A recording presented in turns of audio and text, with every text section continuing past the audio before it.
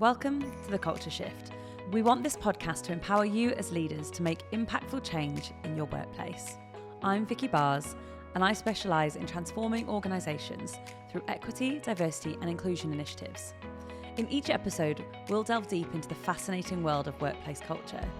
Join me as I sit down with an array of incredible guests, including members of our very own Culture Shift team and industry experts. Through these thought-provoking conversations, we aim to equip you with the knowledge, tools, and inspiration you need to drive positive change in your workplace. Whether it's breaking down barriers, thinking about how you include a more diverse workforce, or fostering a culture of collaboration and belonging, we've got you covered. So let's dive straight into an episode.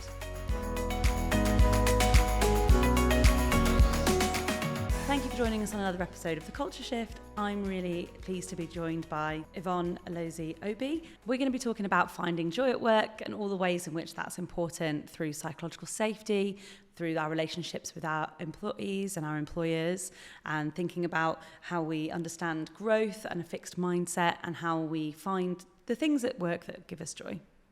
So hi Yvonne, thanks for joining us. If you could give a little bit of an introduction to yourself and what you do for our listeners. Hi Vicky, I'm Yvonne and I moved to London very recently, actually, January of 2023.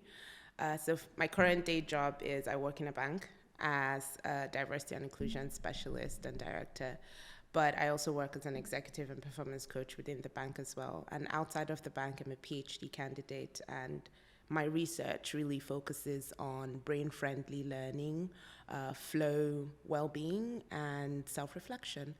What else do I do, really? Wow, that was such a dry introduction. Not at all. But I think just generally more about me. I have been doing diversity and inclusion work for about 5 years now. Been also training as a career coach. I have probably worked with over 3 different boot camps that develop tech skills for people from diverse backgrounds. Been doing that for about 5 years as well, and then just upskilled myself to be more of a leadership and executive coach at the moment, and really found my calling in research and really enjoying all of the organizational psychology stuff that I research on. Fantastic. So, yeah. And that's perfect for what we're going to be talking about today, isn't it? So Yes. Obviously the topic that we are addressing here today is around finding joy at work. And could you talk a bit briefly about what are the benefits of experiencing joy at work and why we'd want to? Yeah, this is such an interesting topic because when I have this newsletter that I send out once every 2 weeks, and I decided to kind of like segment the topics that I'll be focusing on. And one of them is actually called Joy at Work. And this came to me because I realized that in my own career, I found that I worked specifically to engineer my life to experience joy at work, but there were just so many factors involved and so many benefits involved as well. And in the line of my work and research, one of the key benefits of joy at work is really increased productivity. And there's been a lot of research just kind of like designed to actually show the evidence there. I mean, Harvard Business School conducted a research, and one of the things that they saw was that employees who are happier experience that 1% more productivity than those who aren't, right? And then there is the increased employee retention. And there's also research from the Society of Human Resource Management that also show that employees who experience joy at work are 48% more likely to stay within the organization than those who don't. That's such a huge difference, isn't it? That's such a huge difference. And there's even decreased absenteeism as well. More research from Gallup also shows that, in fact, employees who have more joy at work that's 7% less likely to be absent, to experience absenteeism from work. And you might think, oh, okay, so this is all about the employees as well. But what does it do for your customers? What does it do for your clients? There's actual research that actually links employee happiness to customer satisfaction as well. So it's not just important for your employees to experience joy at work. The ripple effect also shows in your customer experience, and even in your bottom line, really, because the more you're able to retain your employees, the less your turnover when it comes to actually employee turnover and how much money you're actually spending in hiring more employees as well. Recruitment costs are phenomenal and a huge part of organizations' budget when it comes to turnover challenges as well, isn't it? And I think, like, listening to you speak there, thinking about like what's the opposite of joy at work, and the opposite of joy at work is either like coasting or misery, right? And like those two things are such a sad state of affairs, and we deal in the sort of coasting or misery side of work quite a lot at Culture Shift, thinking about kind of responding to culture damaging behaviours, and the idea of thinking not just about preventing those things from happening, not just about stopping people from feeling miserable at work or stopping people from feeling that they can't show up to work and feeling safe at work, those really basic needs, but actually getting to a point where they wake up and they want to be at work, they feel happy and excited to be contributing to whatever's happening that day. Like that is, in and of itself, like all of those statistics around productivity and like good business sense are important, but also like, isn't it just nice for people to be able to feel that way? Like that fills me with a lot of joy personally. Mm-hmm. Yeah. And you find that people are able to also take that joy from work into their personal lives, because people spend a lot of time at work. In a day, you're already spending 8 hours minus the commute, and you're spending a lot of time with your colleagues, you spend a lot of time. And if you're not able to derive joy from there, you're going to be passive aggressive, and you're going to constantly transfer that aggression and resentment to other parts of your life as well. So joy at work is just, it's very important, not just because you want to feel connection to your work, but because you also want to experience a happier life. Yeah, in general.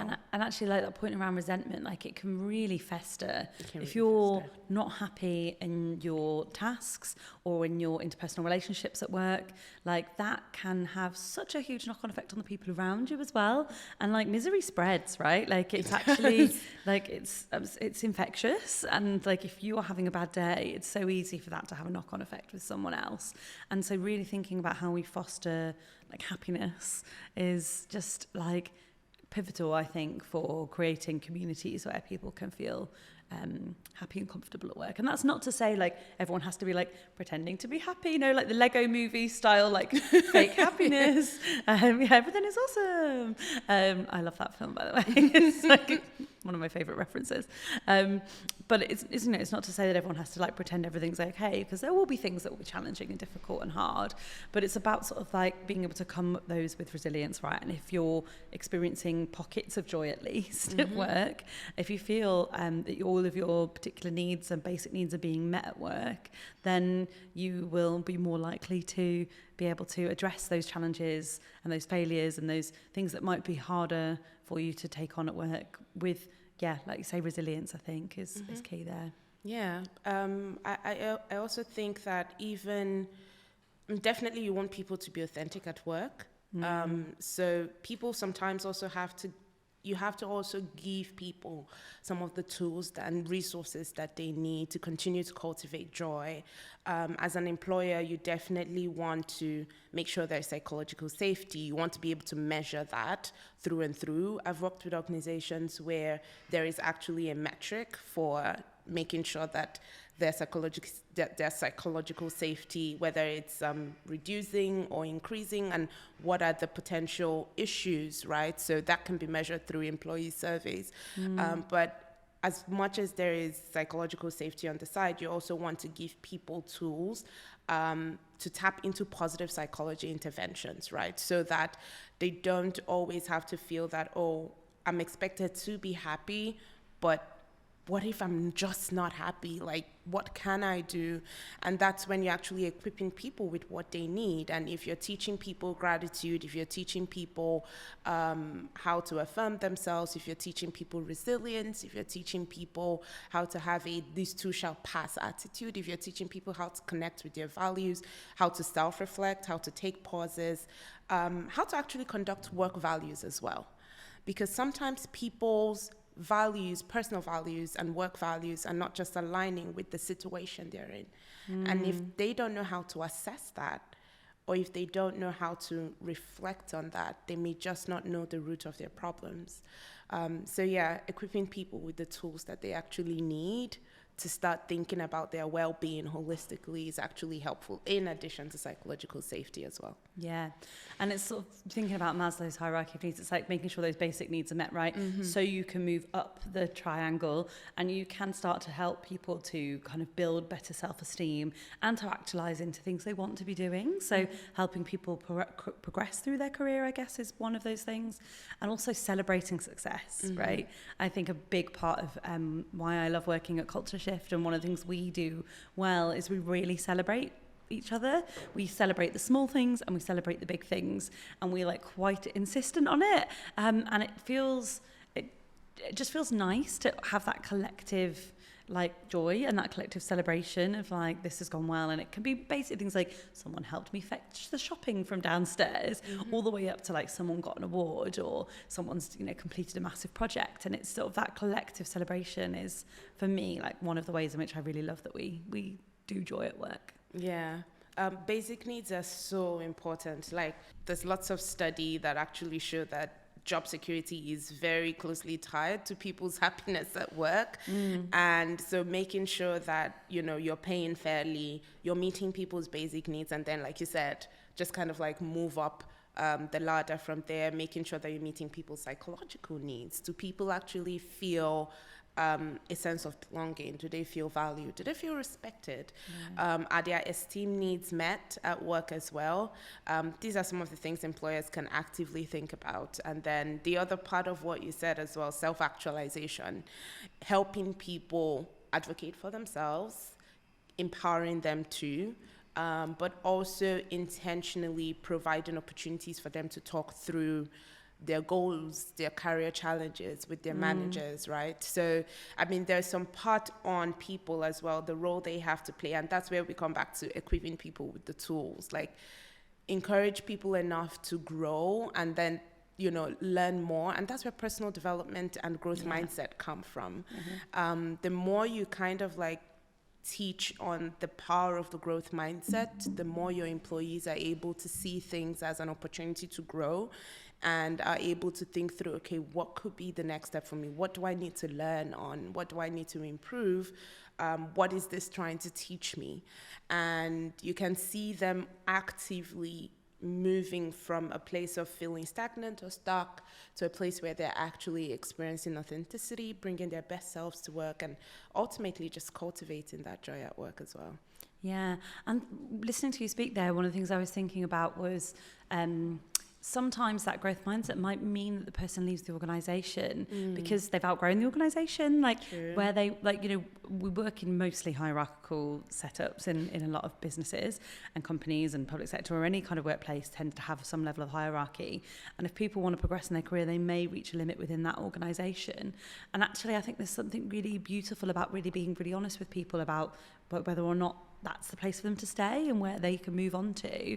And I think that, like, for me, it really shows that the interest is in you as a person, not just entirely in the company, and that like kind of investment in and support of someone to, you know, find where the next kind of phase of work for them is and how that might go about achieving that, whether or not that's inside the organisation. I mean, we talked earlier about the cost of turnover is high, but I also think the cost of keeping someone who doesn't want to be there is even higher. Yeah, that's very true. And when we talk about growth mindset, it's not just for the employee to have, it's also for the organization to have. And everyone can grow, not just the employee, but the organization as well. Because one of the things some organizations fail to see is that when they really support someone to find the next thing that they're supposed to be doing that is in alignment with their values, with their goals, you find that this employee, one, they can refer people back to the organization. They have great things to say. And if at some point they can also come back. I've been in organizations where people left, they were supported by their managers to try something new outside their organization, and they came back. Yeah, I've done exactly that, actually. I have a previous employer where I worked, and I had really great progression there, and I sort of hit a point where I was like, if I stay in this particular role, I'm going to be pigeonholed, and that's not what I'm looking for. And I was working in a students' union at the time, and I was loving doing sort of liberation and equality and diversity work, but I'd reached a bar, and I didn't want to become a general manager of a students' union. I didn't want to become a senior leader in that particular field. I really wanted to expand on my ED&I workplace knowledge, and so I moved to a HR team at a different university and became an EDI officer there, and that opened up so many possibilities for me, and I ended up going to another employer, but then eventually ended up circling back round to a manager role back at the original organisation, because I had loved the work they were doing, and actually saw some of the things that I had worked with students on implementing and asking the university for starting to come to fruition. And it was so wonderful, like what was about 4 or 5 years later, to circle back to that organisation and be involved in implementing some of those things that I had been involved in the very like initial conversations of. And so yeah, like it's really important, I think, for employers to sort of not leave you on sour grounds.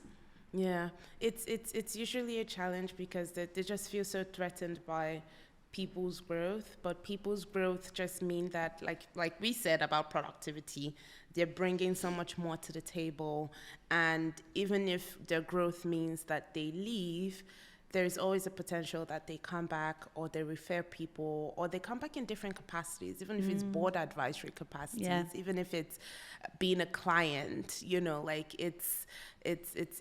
it's important for organizations to always support people to grow and also have a growth mindset of their own as well. Yeah.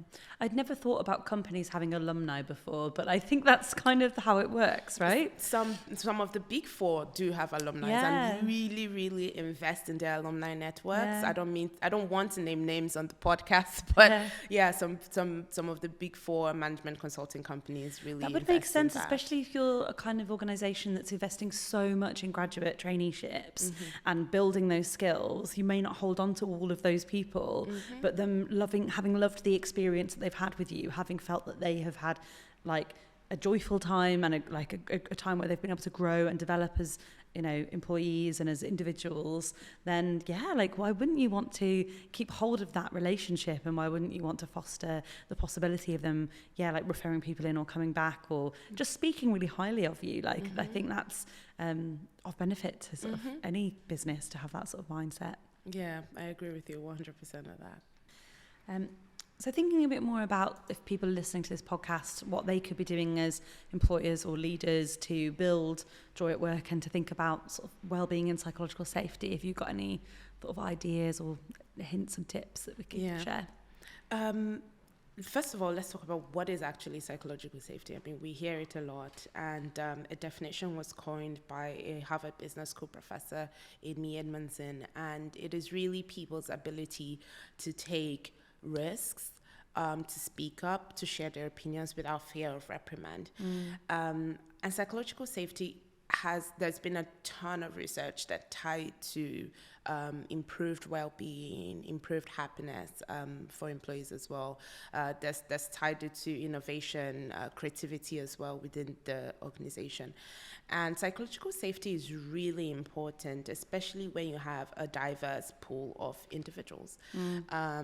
Because not everyone is the same, and if people don't feel a certain level of psychological safety, they would always feel like they have to fit in, and that goes against the psychological need of belonging and esteem and really feeling unique and valued.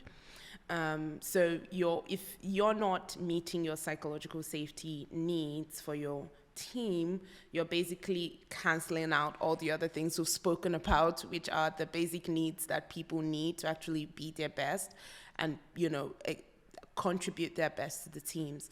So psychological safety is a very deep psychological need. One important thing that leaders can do for psychological safety is really honing open communication. It's not very easy because sometimes leaders don't feel courageous enough and vulnerable enough to hear the hard stuff. But psychological safety is also about leaders building courage and daring to lead and really just allowing themselves to be vulnerable to hear the hard stuff. Yeah. And until you break that wall of hearing the hard stuff and actually allowing people disagree with you in a very respectful way and sharing their opinions, no matter how different it is from yours, until you're able as a leader to drop your ego aside and truly embody what leadership means, which is acceptance of other people, understanding other people's uniqueness and giving them a voice. Open communication is something you're always going to struggle with as a leader. So it has a lot of layers, but open communication is one great way to get people to really share their creativity. It leads to innovation. So if you really want your team to outperform and to really meet your performance goals and to really meet your targets or things like that, this is something you just have to do. You have to find a way to be a better leader. You have to find a way to foster that sort of open communication, and you have to lead by example. Yeah. As a leader, you have to bring yourself first. You have to show vulnerability. You have to show courage, and you have to risk failure. These words are not mine. They're from the great Brené Brown. Yeah. But this is something I've really learned from her teachings and from her research, really. But I've seen it work. Like in my personal experience, time for a personal story. One of the things I'm currently living my best joy at work moment at the moment, and a huge testament to that has been my manager's leadership of the team, and the fact that she's always shown up in a very vulnerable way, and she's always been very courageous with us. And I joined the team at a very, very, very difficult time in my life. I had just lost my mom. I had just, moved to a new country as well. And given everything that I was feeling, I was doing the best with what I could. Yeah. Which was literally all of these obstacles I was facing. That was what I had. And so I had to make the best out of it. Yeah. And every time I would get so scared that I made a mistake, or I just didn't deliver something I was supposed to deliver in a particular way. And every time that happened, she would always show up with her own humanity and some of the mistakes she's made. Again, maybe she misgendered someone, or she, didn't communicate to the team first before something went outside of the team. But there were just some examples she would give that showed a lot of vulnerability and gave me the courage to also be kind to myself and speak out regardless. And we would be together in the team and would really challenge each other's ideas. There was no, oh, it's my idea, don't criticize, oh my goodness. Yeah. No. So we felt like we were one team, and each person was responsible for helping an idea come to life. And if that involves you actually challenging that idea because you're responsible for it coming to life, then do so. And so that's been a very strong case of her leading by example, or me experiencing a leader who's led by example. And I've seen that firsthand really translate into my own personal joy at work, and seen that happen for other people within the team as well. That's fantastic. And it's not necessarily an easy skill to develop. I think the point that you made around letting go of ego is so essential. And I think it's realizing that you don't have to be perfect as a manager, and that you don't expect your people that you line manage to be perfect, and that mistakes will happen at work, and failure is inevitable, and sometimes it should be celebrated, because it's what we didn't put the bad thing out. If you spot a mistake early on, well done. Right? Pointing those out and saying this isn't going to work, that's actually of benefit to the final end goal, right? Whether that's a program, product, or service, whatever you're providing. But being able to see those mistakes and those problems and have the creative approach to addressing those challenges early on is going to create a better thing in the future anyway. So this idea of everyone needing to bring their best finished product to something really early on in stages is just it's a bit of a false dichotomy, and it for me it just doesn't feel like a space in which you can learn and you can grow. And I think if you're not in a space where you can learn and grow, how do you access that joy? Yeah, and even managers and leaders need to also understand that it's also growth, right? It's not, you're not going to get it right from the bat. You're not going to get that high psychological safety for your team immediately, especially if you've not had time to practice that skill over time. Being a new manager is difficult. It's like you were once responsible for your work as an individual contributor. You didn't have to care about anyone else's psychological safety. And all you did was show up one day, and now you're in charge of, say, 2-3 people or more. And you have to make sure that they're being productive, and you have to make sure that they feel safe, and you have to, it can be overwhelming, but there is a growth curve, and it might be very steep. It might be very uncomfortable. Just imagine learning how to drive and how very nerve-wracking it can be until it gets to that place where it's like subconscious competent, right? Yeah. And where it just feels easy, and then, it flows. But it's a learning curve, and managers should also learn to give themselves that self-compassion. But growth mindset is what makes you not get complacent. Growth mindset is what makes you realize that there is opportunity for growth every time you slip. And then be open to feedback. That's another thing. Sometimes you actually need to seek that feedback. And that's what managers need to do more often, because sometimes power dynamics gets in the way of managers receiving feedback from their direct reports. And for me, if I'm not leading a team, I already expect I'm going to get feedback anyway from my manager. That's what one-on-ones are for. But I don't think managers should expect that feedback will come naturally to them. And so that intentionality in seeking that 360-degree feedback, even in ad hoc ways, without it being the actual structured performance review time for the company, just managers intentionally finding ways to, ask, how did I do with this? Am I being too prescriptive on this? Should I have approached this a different way? So it's also important for managers to grow in that way. Yeah, and actually what I was thinking around the 360-degree feedback as well is that our work relationships aren't always linear. Like, we don't necessarily just work with our line managers. We work across teams. We work in projects. We work with different managers. We work with clients. We work with customers. We work with all sorts of different people. And so actually being able to share that feedback and in multiple directions. So being a skill that I think everyone should learn, whether you're a line manager or not, is like the art of giving feedback and the art of receiving feedback, right? Because without that, really, like, we are going to stagnate, and also our like spidey senses start to tingle, right? Like, if you know there's something wrong, but no one's really telling you, it starts setting off all of these kind of, sometimes very like valid, but sometimes perhaps maybe a bit of paranoia around like what's wrong, and you start creating your own narratives and stories in your own mind, and it's so much easier if someone like gives you that direct feedback and makes it really clear like what the challenges might be and how you can address them, because without that you're just sort of searching in the dark for an answer or solution, and that can really impact on your workplace relationships. Yeah, I think that also ties very closely to the power of self-reflection, and how that is also a very important way to actually understand our work values and our values generally, and how it ties to our well-being and experience and joy at work.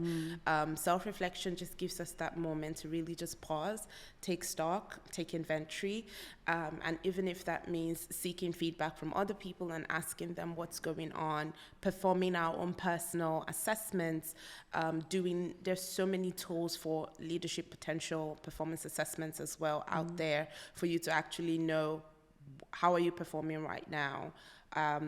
What do you need to do to actually improve? What are your potential, what are your psychological traits and capabilities and potentials? There's so many tools out there that managers can explore to also help them understand where they are. But the power of self-reflection is really just pausing and taking a break, and really just taking that pause and time to really reflect, because sometimes work, especially I work in the banking sector, and financial services can be really, they always needed something like yesterday.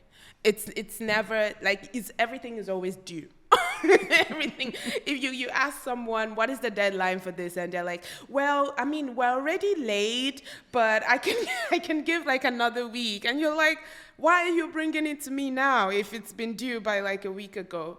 So everything, people are always running, chasing for something. I mean, it's an industry where joy at work should be pursued so deeply and so vigorously.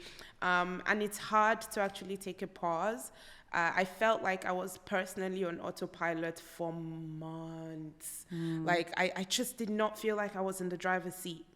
I just felt like I was functioning, but not really in control. Yeah. Yeah, and it happened for a long time until I took my vacation, which I then had to like carve out 3 days out of that vacation to just really reflect and like do like a personal retreat. So sometimes that's what people really need. It doesn't have to happen once every year because I think that's too long a gap, but finding small ways to incorporate self-reflection in your daily routine, your weekly routine, your monthly routine, and then you can leave the big chunks of time for like maybe biannual and stuff like that. For managers, for everyone really, is a great way to assess where you are and what you need to start doing to get you closer to experiencing joy at work. Yeah.